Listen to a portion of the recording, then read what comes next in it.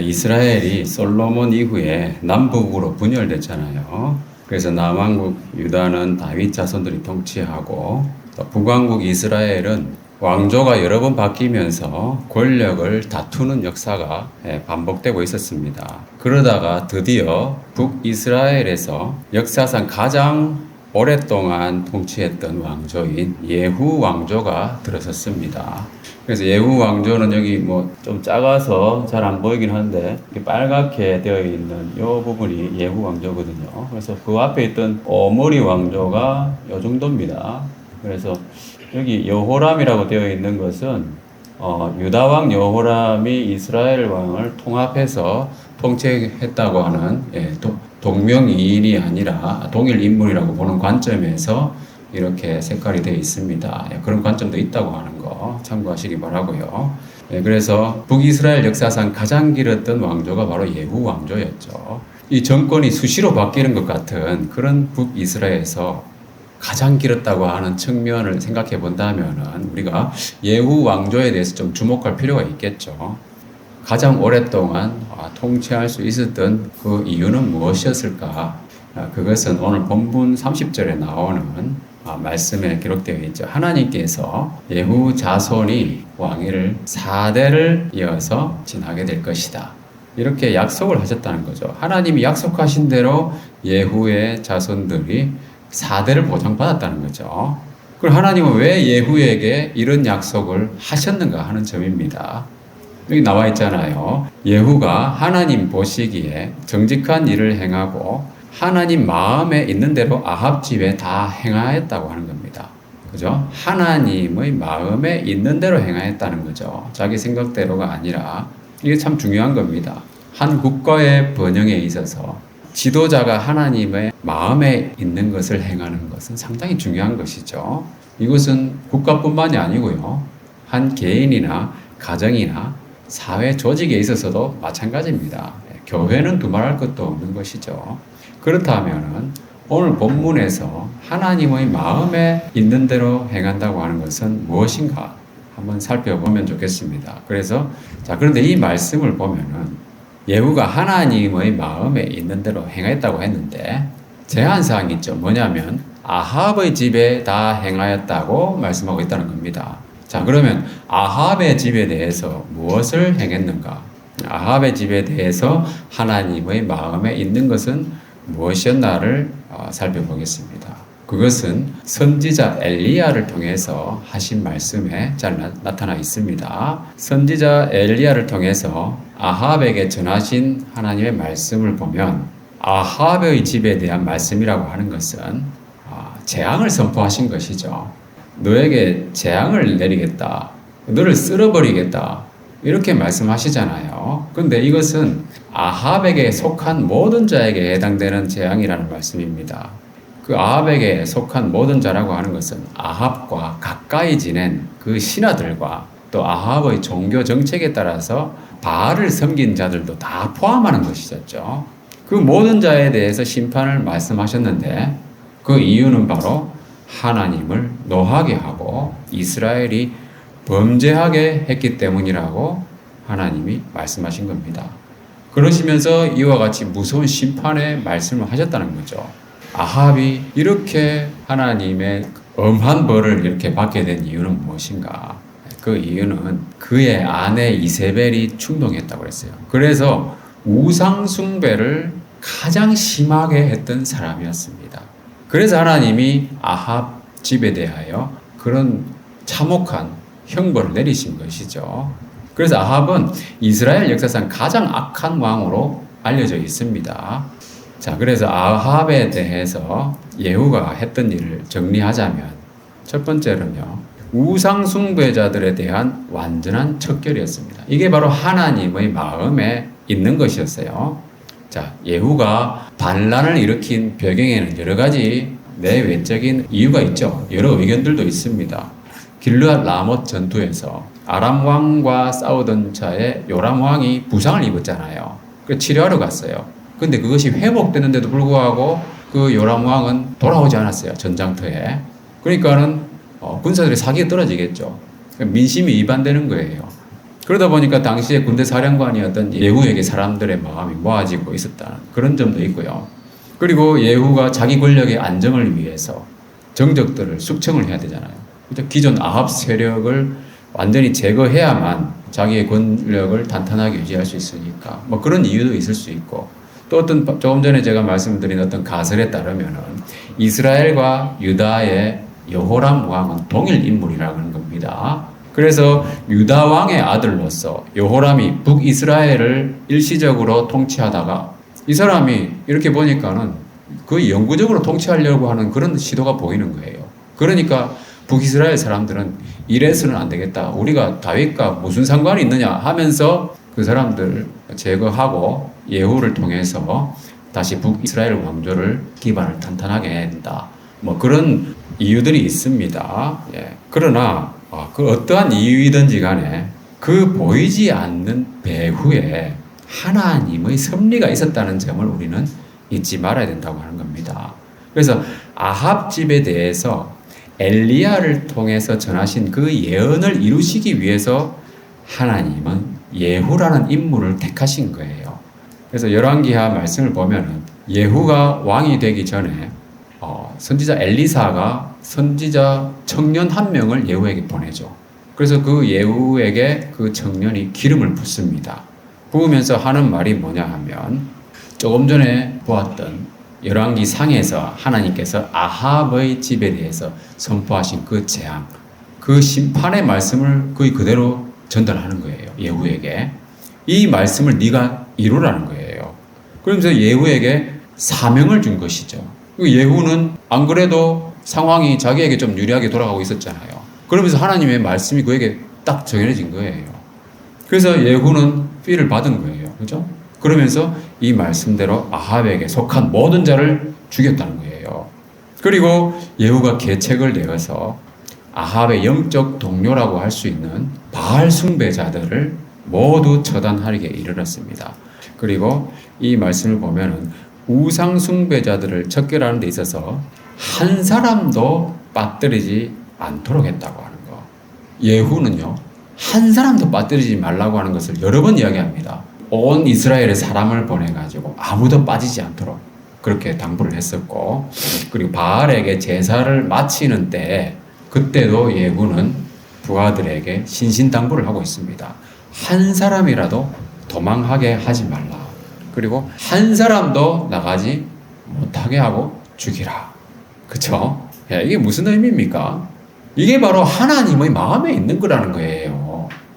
우상숭배자에 대한 하나님의 그 완전한 심판은요, 한 사람도 빠뜨리지 않고 이루어진다고 하는 겁니다. 한두 명 빠지는 게 아니에요. 뒤에도 말씀을 드리겠지만 이것이 최후의 심판에 관한 예표의 말씀인데요. 최후의 심판 때도 마찬가지예요. 하나님을 섬기지 않고 우상을 숭배하는 자들은요, 한 사람도 빠뜨리지 않고 다 멸절될 거라는 거예요. 무서운 말씀이지 않습니까? 피할 수가 없다는 겁니다. 그리고 예후가 우상 숭배자들을 척결하는 데 있어서 특히 또 하나 주의를 기울인 것은 뭐냐 하면은 하나님의 백성들에 대해서 확실한 보호 조치를 했다는 거예요. 그래서 오늘 본문의 22절부터 말씀 보면은 바알 섬기는 자들을 명확히 구분해서 처단하기 위해서 예복을 입도록 했습니다. 오인사살을 하면 안 되잖아요. 그죠? 그러니까 분명히 그 사람들에게 구별되는 예복을 입게 했어요. 그리고 또 뭐라고 말했냐 하면은 바알 섬기는 자들만 여기 있게 하고 여호와의 종은 하나도 여기 있지 못하게 하라고 강조했어요. 그러니까 하나님의 백성들이 다치지 않도록 보호 조치를 한 거죠. 이것도 보면은 최후의 심판에 대한 그런 이미지를 풍기지 않습니까? 예수님께서 뭐라고 하셨냐면은, 자, 추수 때 이루어질 일에 대해서 말씀하실 때 가라지 비유를 말씀하셨어요. 그 천국은 좋은 씨를 제 밭에 뿌린 사람과 같은데 원수가 와서 가라지를 또 뿌렸다는 거예요. 가라지 씨를. 그러니까 좋은 씨와 가라지 씨가 같이 자라는 거예요. 그 종들이 와서 보니까 가라지가 자라는데 어떻게 된 거지? 주인한테 말하는 겁니다. 우리가 이 가라지를 지금 뽑을까요? 물어보니까 주인이 뭐라고 합니까? 그게 아니라 가라지를 뽑다가 곡식까지 다치겠구나. 추수 때까지 함께 자라게 두라. 그러면서 추수 때가 되면 어떻게 됩니까? 가라지와 곡식을 구분해 가지고 가라지는 불사르고 곡식은 곡간에 넣는다고 했습니다. 그래서 하나님께서는 추수 때까지는 자기 백성을 보호하시기 위해서 불의 심판을 유예하시다가 추수 때가 되면은 곡식과 가라지를 구분해 가지고 처리하신다는 거예요. 이것이 한편으로는 우상 숭배자들을 완전히 처단하시고 한 사람도 빠지지 않고 그리고 자기 백성은 확실하게 보호하시는 그런 모습이라는 겁니다. 그리고 이 말씀을 보면은 우상 숭배자들에 대한 척결이 우상 숭배에 사용되는 모든 것들, 특히 가장 중요하다고 여기는 바알 우상들을 가져다가 불살랐다는 거죠. 여기 보면은 이제 바알의 신당 있는 성으로 갔다고 되어 있잖아요. 근데 지금 바알 제사가 행해지고 있는 그게 바알 신전이잖아요. 근데 다른 뭐 성으로 간 것처럼 묘사가 되어 있는데 그게 아니고 그 신전의 내부 깊숙한 곳까지 들어갔다는 의미입니다. 그래서 여기서 성이라고 번역된 단어는 요새화된 장소라는 의미도 있습니다. 그래서 뭐 우리말 성경이라든지 새 번역에도 보면은 안쪽 방, 그 바알 신전의 지성소 이렇게 번역되어 있고요. 영어 성경에도 보면은 inner shrine이라고 해가지고 바알 신전의 내부 성소로 이렇게 번역되어 있습니다. 그래서 다른 장소로 간 것이 아니라 그 내부에 지성소까지 가가지고 바알 신전에 있는 우상들을 싹 모조리 가져다가 불살랐다는 겁니다. 그러니까 사람들이 가장 신성시하면서 따르던 그 우상들은 다 불태워졌고요. 그 신전도 헐어서 변소로 만들었어요. 공중변소. 그게 바로 우상 숭배의 최후라고 볼 수 있는 것이죠. 우상 숭배자들도 완전히 척결되고, 그죠? 우상 숭배하는 도구, 그 우상들도 다 멸절하게 된다고 하는 겁니다. 자, 그래서 우리가 여기서 생각해 볼 수 있는 것은요. 그리스나 로마 시대에도 그랬지만 우상을 숭배하는 그 신전은 인간의 가장 화려한 작품들이 전시되어 있는 곳이잖아요. 그래서 신성시했던 것이죠. 근데 그렇게 볼 때에 과학과 물질 문명이 발달하고 있잖아요. 자, 그럼 우상 숭배가 무엇인가? 반드시 어떤 주술적인 행위라든지 어떤 종교 단체에서 행해지는 것만이 우상 숭배가 아니라는 거죠. 우상 숭배가 뭐냐 하면 간단히 말하면 눈에 보이는 것을 추구하는 것이 바로 우상 숭배예요. 사람들이 일반적으로 얻기 원하는 추구하는 것이 뭡니까? 돈이잖아요. 그죠? 재물, 그리고 권력, 명예와 같은 세상에 속한 것들. 그것을 추구하는 것 자체가 우상숭배라는 거예요. 근데 이 모든 세상적인 것들은 결국에는 불살라진다고 하는 것을 기억해야 됩니다. 우상이 그렇게 된 것처럼. 여기서 우상과 그 신전이 파괴되었다는 말은 뭡니까? 그래서 인간이 추구하는 그 모든 것이 다 헛되다는 얘기예요. 그런 의미입니다. 그리고 우상을 가져다 놓은 그 신전이 나중에 변소가 되었잖아요. 그 변소는 뭡니까? 배설물을 처리하는 곳이잖아요. 가장 지저분한 곳이 돼버린 거예요. 그 사도 바울도 한때는 인간적으로 볼 때 어느 누구도 부럽지 않은 그런 배경과 능력을 지닌 사람이었잖아요. 얼마든지 출세할 수 있었고 성경에 나와 있는 것처럼 일시적으로 출세도 했었습니다. 유대 사회에서. 그래서 자랑하려고 한다면은 얼마든지 자랑할 수 있고 더 명예롭게 세상적으로 잘 나갈 수 있는 사람이었어요. 근데 그가 예수님을 알게 된 이후에는 이 모든 것이 다 쓸데없다는 것을 깨달았어요. 그래서 자기가 그동안에 중요하게 생각했던 것들을 모두 다 해롭게 여겼습니다. 더 이상은 나에게 유익하지 않다. 그래서 이 모든 것을 잃어버려도 좋다. 왜냐하면 그것들은 다 배설물과 같다는 거예요. 그 배설물로 여긴다는 거예요. 인간적으로 세상적으로 좋아 보이고 화려한 것들 결국에는 배설물처럼 된다는 겁니다. 그 지저분한 것을 얻기 위해서 사람들은 얼마나 열심히 노력하고 있습니까, 여러분? 생각해 보면 참 한심한 일이 아닐 수 없죠. 결국에는 불타 없어져 버리고 배설물이 될 것에 목매어 가지고 아웅다웅 살아가는 것이 인생이라는 거죠.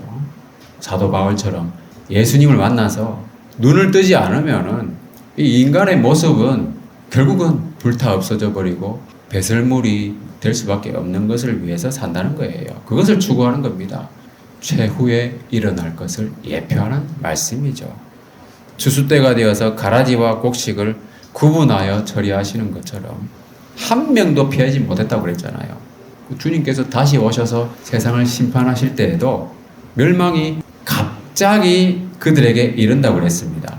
그래서 결단코 피하지 못한다고 그랬어요. 하나님을 믿지 않고 섬기지 않는 자는 아무도 피할 수 없는 재앙이 이를 것이다. 반면에 여호와의 종들은 아무도 다치지 않도록 구분했다고 그랬잖아요. 그죠? 주님께서 다시 오셔서 세상을 심판하실 때에도 우리에게 주신 약속은 뭡니까? 주님께 속한 자, 우리 중에 하나도 잃어버리지 않는다는 겁니다. 이것을 주님께서도 강조하셨어요. 하나도 잃어버리지 아니하고 마지막 날에 다시 살리는 것이 바로 나를 보내신 이의 뜻이다. 그것이 바로 하나님의 마음에 있는 것이라는 거예요. 자, 그리고 우리가 함께 생각해 볼 것은 예후의 그 종교 개혁에도 한계가 있었다고 하는 점인데요. 예후가 이와 같이 바알을 섬기는 자들을 제거하고 또 하나님 말씀을 성취하기는 했지만 여호와 신앙을 회복하기보다는 베델과 단에 있는 금송아지를 섬겼다는 거죠. 그리고 예후는 전심으로 이스라엘 하나님 여호와 율법을 지켜 행하지 아니하였다. 이렇게 평가되고 있는 겁니다. 자, 역사에는 가정이 없다고 하지만 만약에 예후가 아합 집을 멸한 후에 전심으로 여호와 율법을 지키는 생활을 했다면 어떻게 됐을까요? 하나님께서 약속하신 그 4대가 아니라 더 많은 기간을 약속받지 않았겠습니까? 그런 아쉬움이 표현된 말씀이에요. 그러니까 하나님의 마음에 있는 것은 뭐겠습니까? 전심으로 하나님의 말씀을 지켜 행하는 것이에요. 예후는 그러지 못했다는 거잖아요. 그 아쉽다는 겁니다. 왕으로서 이와 같이 왕조의 기간을 약속받은 왕은 그리 많지 않습니다, 여러분. 한 두세 명이 있는데요. 대표적인 사람이 바로 다윗이죠. 선지자 나단이 다윗에게 와가지고 하나님 말씀을 전했는데 다윗의 왕조는 영원히 견고하리라고 약속하셨어요. 다윗이 완벽하지는 않았잖아요. 실수가 일부 있긴 했습니다. 그렇지만 일평생 하나님을 경외하면서 그죠? 살아왔었습니다. 자기가 잘못한 것에 대해서는 통회하면서 회개했었고요. 그런 다윗에게는 하나님께서 영원한 왕조를 약속하셨다는 거예요. 그게 예수 그리스도를 통해서 성취됐잖아요. 그 다윗 외에는 또 누가 있냐 하면은 북이스라엘의 첫째 왕 여로보암에게도 비슷한 약속이 있었어요. 뭐냐면 네가 다윗처럼 하나님 말씀을 잘 지켜 행하면 다윗을 위하여 세운 것 같이 견고한 집을 너에게도 세워주겠다. 이 하나님이 약속하신 거예요. 그죠? 그러나 여로보암은 그러지 못했다는 거잖아요. 왕이 된 이후에 자기 생각대로 금송아지를 만들었다는 겁니다. 그리고 예후에게 이와 같이 왕조의 기간에 대해서 하나님께서 약속을 하셨는데 여기는 보면은 딱 4대만 보장받았다는 거 아닙니까? 근데 이것이 북이스라엘에서는 가장 긴 왕조였어요. 근데 여기서 우리가 좀 생각해 봐야 된다는 겁니다. 다윗은 영원한 왕조를 보장받았고 왜 예후는 딱 4대만 약속받았냐는 겁니다. 자, 여기서 우리가 좀 더 생각해 볼 건 뭐냐면은 자, 예후가 하나님 마음에 있는 것을 행했잖아요. 일부 제한적으로 행했습니다. 근데 그 행했을 때 그 원동력 어디서 나왔는가? 자기가 왕이 되는 과정에서 하나님의 말씀을 명확하게 선지자로부터 들었다는 거예요. 자기가 기름 부음을 받을 때에 선지자가 전한 하나님의 말씀을 명확하게 듣고요. 그 말씀대로 행했다는 겁니다. 그러니까 아주 생생한 말씀을 들은 거잖아요. 기름 부음을 받으면서. 그래서 예후가 또 자기가 어떤 일을 행한 뒤에는 어떤 말을 덧붙이냐고 하면 자, 이스라엘 왕 요람을 죽인 뒤에는 이런 말을 합니다. 여호와의 말씀대로 그의 시체를 가져다가 이 밭에 던져라. 하나님이 그렇게 말씀하셨다고 하는 것을 이 사람은 알고 있는 거예요. 그러니까 그 선지자들이 전했던 말씀들이 당시에 회자되고 있었다는 겁니다. 일반 사람들도 들을 수 있을 정도로 엘리야가 전했던 말씀들이 아합의 집에 재앙을 선포하신 그 말씀이 있잖아요. 그것이 사람들에게 알려져 있었다는 얘기예요. 그 당시의 상황에 맞게 전해진 말씀이잖아요. 그리고 이세벨이 죽은 뒤에는 또 이런 말을 합니다. 뭐라고 되어 있습니까? 이세벨을 장사하러 갔던 사람들이 이세벨을 찾아러 가보니까 없는 거예요. 두개골 하고 손과 발만 남은 거예요. 예후가 뭐라고 합니까? 이것도 여호와의 말씀대로 된 거야. 이렇게 이야기한 겁니다. 이세벨에 대한 그 말씀들이 생생하게 기억나는 거예요. 자, 그리고 아합의 아들 70명이 죽은 후에는 또 어떤 말을 했냐 하면 백성들 앞에서 이렇게 선언했어요. 엘리야 선지자를 통해서 하신 말씀을 여호와께서 이루셨다라고 이야기하고 있는 겁니다. 그리고 바알 숭배자들을 모조리 멸한 후에는 하나님으로부터 직접 이런 평가를 받는 것이죠. 하나님 마음에 있는 대로 다 아합 집에 행했다고 이런 긍정평가를 받는 거예요. 그러니까 예후는 선지자가 전했던 말씀들은 자기 머릿속에 생생하게 남아 있었어요. 그러니까 그 말씀을 행하는 데 있어가지고 하나님 마음에 있는 대로 행할 수 있었다는 겁니다. 다시 말하면 그 말씀들은 자기 귀에 생생하게 들리는 생동감 있는 말씀이었다는 거예요. 그러나 예후가 전심으로 하나님 여호와의 율법을 지켜 행하지 아니하였다 그랬잖아요. 그것은 무슨 의미인가? 선지자들이 정했던 그 말씀들 그리고 자기가 행했던 그 일들은 뭔가 이벤트적인 성격이 강합니다. 그 상황에 맞게끔 주어진 말씀들이잖아요.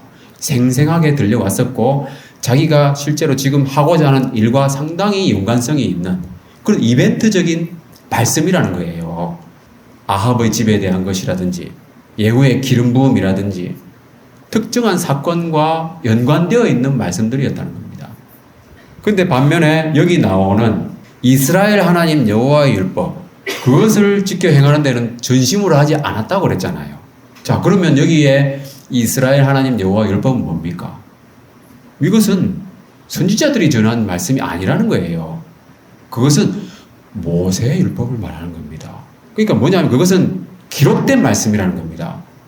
여기서 우리 상당히 이것을 주의 깊게 봐야 됩니다. 뭐냐면 기록된 말씀은 현장감이 다소 떨어진다는 거예요. 그러니까 상대적으로 생동감이 없을 수 있어요. 그렇죠? 기록된 말씀, 책에 기록되어 있는 말씀이잖아요. 그러니까 특정한 이벤트와는 달리 삶의 현장에서 말씀 적용해 가는 것이라는 거예요. 이해가 되십니까? 그럼 왕이 된 예후는 어떻게 했어야 했는가? 모세의 율법이 나와 있어요. 그죠? 왕이 되면 어떻게 하라고 나와 있습니다. 왕위에 오르거든 어떻게 하라 되어 있냐면은 평생에 자기 옆에 두고 읽으라. 기록된 말씀을 자주 읽고 묵상하고 기도하라는 말씀이에요. 그 말씀을 행할 수 있는 힘을 달라고 기도하고 그렇게 함으로써 하나님의 율법을 통해서 생동감과 그 현장감을 찾아야 된다는 거예요. 살아있는 하나님의 음성을 듣는 것, 기록된 말씀을 통해서 그렇게 하라는 거예요. 근데 예후는 그렇게 못했잖아요. 반면에 다윗은 그렇게 했습니다. 자, 시편 19편 말씀 아주 좋은 말씀이니까 한번 다 같이 읽어보겠습니다. 시작. 여호와의 율법은 완전하여 영혼을 소상시키며 여호와의 증거는 확실하여 온전한 자를 지혜롭게 하며 여호와의 교훈은 정직하여 마음을 기쁘게 하고 여호와의 계명은 순결하여 눈을 밝게 하십니다. 여호와를 경외하는 눈은 정결하여 영혼까지 이루고 여호와의 법을 존시하여 다 이루니 그 무엇 많은 신분보다 더 사모할 것이라. 꿀과 송이꿀보다 더 달고다. 또 주의 종이 이것으로 경고를 받고 이것을 지킴으로 상이 큽니다. 다윗은요 왕이 된 이후에도 이 모세 율법을 자주 읽고 묵상했습니다. 여기 보면은 하나님의 말씀을 여러 가지 단어로 표현하고 있잖아요. 여러 가지로 표현할 수 있다는 것은 그만큼 다윗이 이 말씀들의 유익을 경험했다는 거예요. 기록된 말씀, 그러니까 다윗은 모세율법을 자주 읽고 묵상하면서 이것으로 뭐 했다고 그랬습니까? 경고를 받았다고 그랬어요. 경고를 받는다는 말은 생생한 말씀으로 받아들였다는 거잖아요. 그래서 그것을 지키면서 살았다는 거예요. 그는 영원한 왕위를 약속받은 거예요. 자, 따라서 전심으로 말씀을 지켜 행하는 삶이란 뭐냐? 내 귀에 직접 들려오는 메시지뿐만 아니라 기록된 말씀을 통해서 생생한 경고를 받는, 그러니까 스스로의 묵상을 통해서 살아있는 하나님의 음성을 듣는 겁니다. 이것이 여러 면에서 검토해 볼 수 있지만은 말씀을 대하는 자세에 있어 가지고 다윗과 예후의 현저한 차이점이라고 볼 수 있는 거죠. 하나님의 말씀을 생생하게 듣느냐, 아니면 그저 밋밋하게 스쳐 지나가는 그냥 기록된 글로서 그냥 그치느냐, 그 차이죠. 그래서 우리에게 있어서 적용하자면 선지자가 전하는 생생한 말씀이라고 한다면 뭐가 있겠습니까? 어떤 특정한 나의 상황과 연관된 고민이 있거나 해가지고 상담을 하거나 그래가지고 주어진 말씀이 있을 수 있고, 또는 설교를 듣거나 어떤 부흥회라든지 그런 이벤트적인 것을 통해서 자기가 깨닫게 되는 말씀들이 있을 수 있잖아요. 특별히 생생하게 들리는 거예요. 그러면은 한동안은 그 힘으로 살아가잖아요. 그런데 기록된 말씀은 뭡니까? 말 그대로 우리 성경책이에요, 성경책.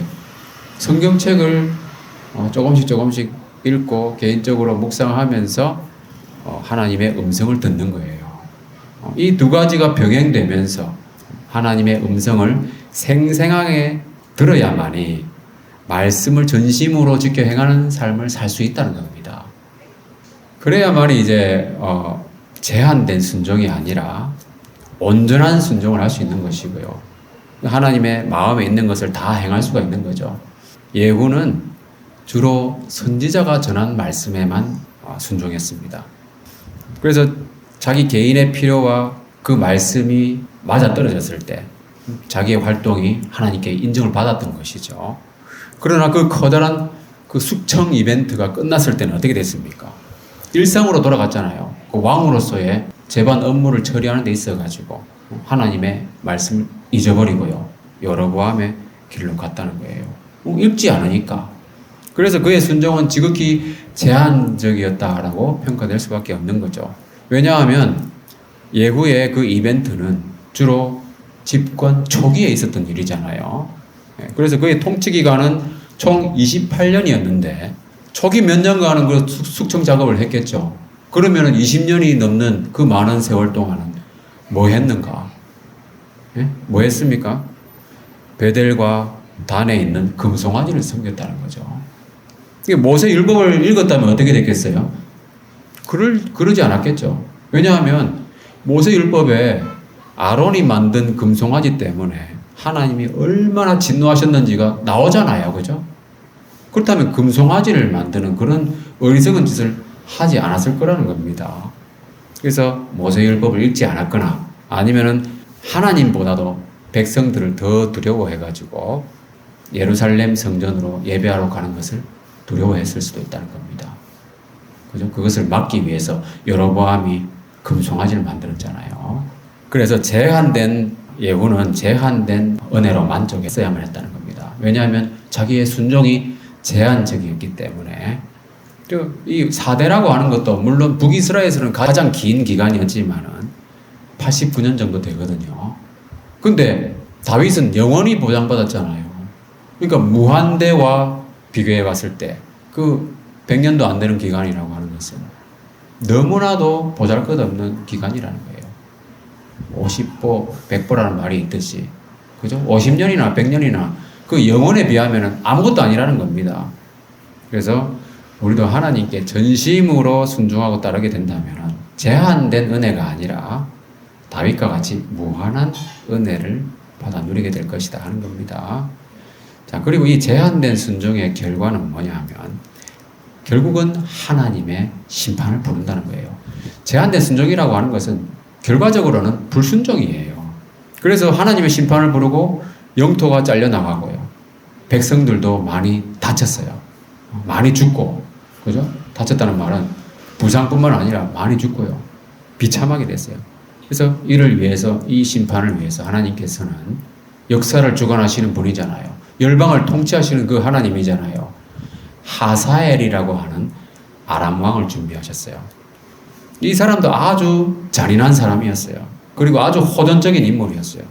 그 일전에 엘리사가 하사엘에 대해서 이렇게 예언하면서 슬퍼한 적이 있습니다. 울었다고 되어 있습니다. 왜 우냐고 물어보니까 엘리사가 뭐라고 했습니까? 네가 이스라엘 성에 불을 지르고 장정을 칼로 죽이고 어린아이를 맺히고 아이벤 부녀를 가를 거다. 그거를 내가 알고 있으니 어찌 울지 않을 수 있겠는가. 이런 얘기한 겁니다. 끔찍한 일들을 예언했던 거죠.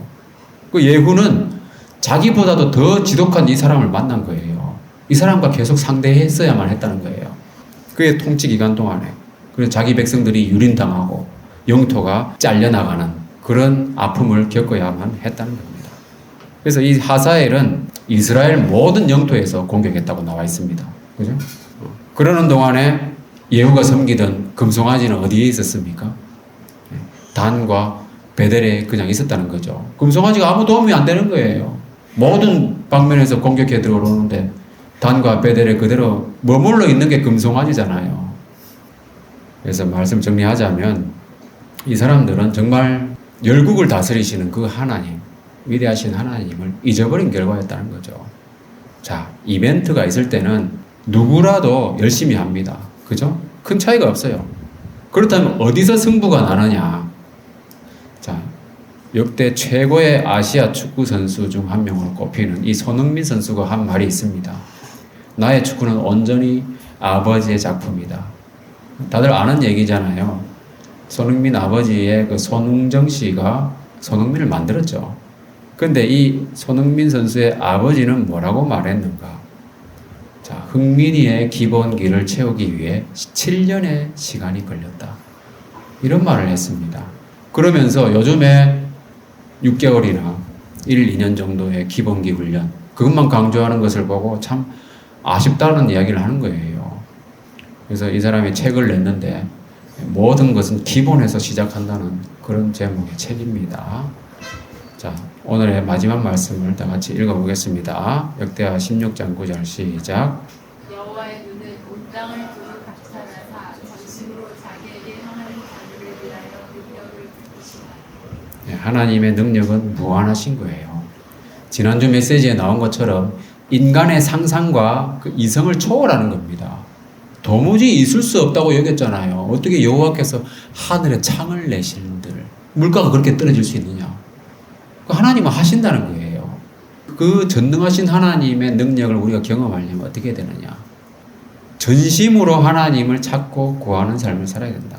특정한 이벤트가 있을 때만이 아니라, 그죠? 일상생활 속에서도 기록된 말씀을 통해서 생생하게 하나님 말씀을 듣는 삶. 그래야 된다는 거예요. 그게 바로 말씀을 지켜 행하는 삶의 원동력입니다. 일주일에 주일 예배는 단 하루예요. 그죠?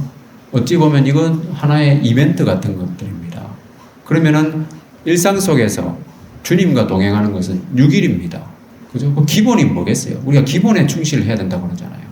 기본은 바로 이 6일 동안의 생활을 기록된 말씀을 통해서 경건의 시간을 잘 가지는 거. 그게 기본이라는 거예요. 그 경건의 시간을 생생하게 가지는 것이 중요하다는 겁니다.